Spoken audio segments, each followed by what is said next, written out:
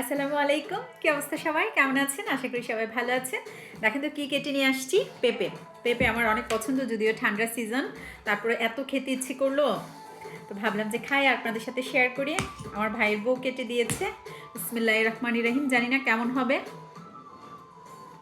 হুম, মজা।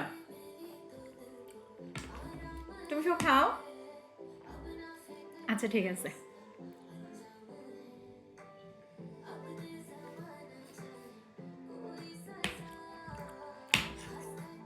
মিষ্টি আছে।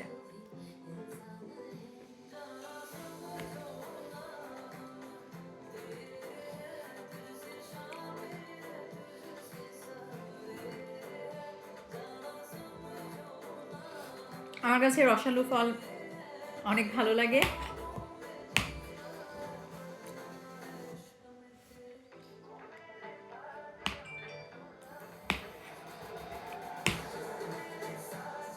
আর কয়েকদিন পরে তো আরও ঠান্ডা নেমে যাবে, তখন তো আর পেঁপে খেতে পারবো না।